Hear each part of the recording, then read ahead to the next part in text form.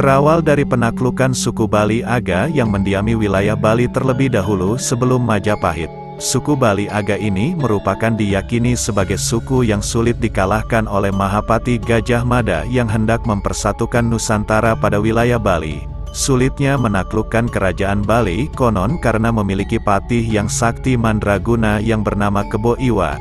Karena kesaktian sang patih, kerajaan Bali semakin tersohor dan kuat hingga tidak mudah untuk ditaklukkan oleh kerajaan-kerajaan lain.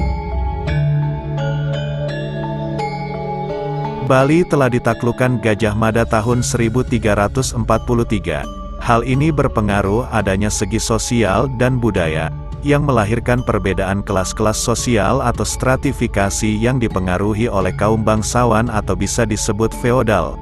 Sebelum penaklukan Bali oleh Majapahit, masyarakat Bali mengenal stratifikasi sosial yang lebih terbuka dan egaliter, yaitu bersifat sama atau sederajat. Kedatangan Majapahit ini yang sekarang disebut suku Bali Majapahit atau Wong Majapahit dan Bali asli yaitu suku Bali Aga. Suku Bali asli inilah yang membuat Majapahit memerlukan waktu 9 tahun untuk menaklukkan wilayah Bali. Setelah penaklukan Bali, Patih Gajah Mada memberikan mandat Sri Kresna ke Pakisan pada tahun 1352 sampai tahun 1380 Masehi yang diutus sebagai Raja Bali mendiami Istana Samprangan, Gianyar, dengan 15 orang Arya, gelar pegawai tinggi atau bupati dalam administrasi kerajaan Jawa pada zaman dahulu. Sri Kresna ke Pakisan membentuk kasta sendiri. Sri Kresna ke Pakisan memiliki latar belakang sebagai Brahmana Majapahit yang berasal dari Kediri. Tidak hanya 15 Arya, terdapat 3 orang Wesya dan prajurit Kaula Jawa ikut andil dalam pemerintahan baru yang dipimpin oleh Sri Kresna ke Pakisan. Hal ini membentuk suatu susunan pemerintahan yang berkembang di Bali sebagai Wangsa dan Soroh. Ciri khas suku Bali Majapahit ini memiliki pengaruh besar akan kepercayaan religi yaitu agama Hindu. Oleh karena itu suku Bali Majapahit ini memiliki nama lain yaitu warga Bali Hindu. Warga Bali Hindu ini tergolong dalam 4 wangsa, yaitu Brahmana, Ksatria, Waisya, dan Sudra, yang dinobatkan menjadi penguasa elit pemerintahan. Sedangkan Sri Kresna ke Pakisan menduduki sebagai tingkat wangsa Ksatria yang paling tinggi dan disebut Ksatria Dalam. Para Arya dari Jawa dan keturunannya dinobatkan dalam tingkat wangsa Ksatria yang disebut Arya pula. Wangsa Waisya ditempati oleh keturunan Tan Kober, Tan Kaur, Tan Mundur. Sedangkan wangsa Sudra merupakan masyarakat dari prajurit Majapahit dan rakyat Jawa yang telah membaur dengan rakyat Bali asli. Bangsawan Majapahit yang memiliki kekuasaan menimbulkan dominasi dan perbedaan paham atau dualisme antara lapisan masyarakat Bali Majapahit atau Bali Hindu dengan Bali asli atau Bali Aga. Hal ini disebabkan karena Bali asli tak memiliki sistem wangsa akibat kalah perang yang menjadi rakyat biasa. Sistem inilah yang diberlakukan oleh masyarakat suku Bali Majapahit atau Wong Majapahit yang didominasi oleh para penguasa bangsawan Jawa. Setelah Sri Kresna ke Pakisan digantikan oleh putranya yang bernama Agra Samprangan, hal ini tidaklah lama, lalu kekuasaan digantikan oleh Dalem Ketut Ngelesir pada tahun 1380 Masehi sampai tahun 1400 Masehi, yang semula di Pura Samprangan, dipindahkan ke Keraton Gelgel, Klungkung. Kerajaan Gelgel ini yang menjadi istana besar dengan hubungan antara VOC dan Istana Makassar. Gelgel ini telah berkuasa di wilayah Lombok dan Blambangan, yang masih tetap di bawah kekuasaan Majapahit. Periode masa Keraton Gelgel ini, lapisan pemerintahan Bali mengalami perkembangan yang semakin rumit. Susunan lapisan pemerintahan berkembang menyerupai kasta yang begitu tertutup. Kerajaan Gelgel ini yang akan dianggap menjadi kelanjutan kebesaran Majapahit, khususnya pada bidang keagamaan Hindu. Jati diri kontemporer secara fungsi ini mengalami kelanjutan pada masa abad ke-21 oleh Kerajaan Majapahit Bali.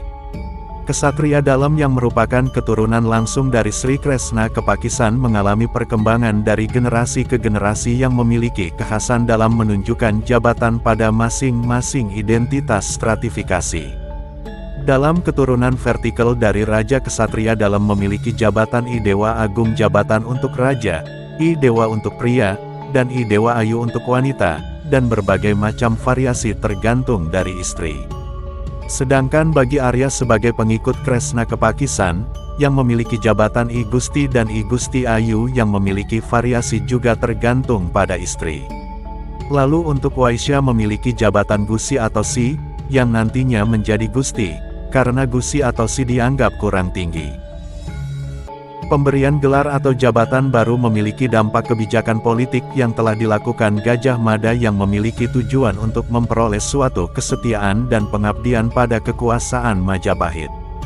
Strategi inilah yang nantinya dilakukan oleh Belanda pada abad 20, yaitu pada tahun 1920 dengan cara memberlakukan suatu gelar baru untuk keturunan kesatria dalam yang menjadikan regen bagi jabatan bupati pada daerah Bali yang dinamai dengan gelar baru Anak Agung atau Cokorda.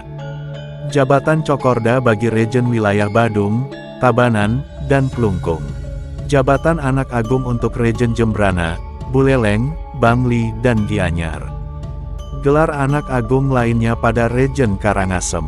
Pada wilayah Raja Bawahan di daerah Ubud untuk Regen Ubud memiliki gelar Cokorda ataupun Anak Agung. Gelar terdahulu Dewa dan Gusti mengalami kepunahan disebabkan anggapan yang kurang tinggi.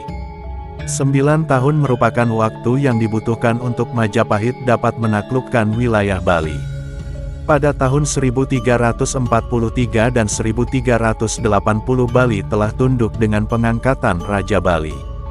Namun perlawanan tak berhenti, kelompok masyarakat suku Bali asli yang tak kuasa menerima kekalahan dan tak bisa menerima kedatangan Majapahit, mereka mengungsi ke wilayah pegunungan Bali. Walaupun Majapahit telah merangkul tokoh-tokoh Bali Aga yaitu para Bendesa dan juga Pasek, namun tak sedikit yang melakukan perlawanan, sehingga ada kategori Triwangsa dan Jabawangsa yang saling berlawanan. Kelompok Triwangsa ini mencari akar-akar leluhurnya sampai ke Majapahit. Triwangsa dibedakan antara keturunan langsung Raja Dalem sehingga dikenal Kesatria Dalem dan Kesatria. Ratusan tahun silam telah berlalu, sekarang kerajaan Majapahit memang tak lagi ada, tepatnya sejak tahun 1478 Masehi.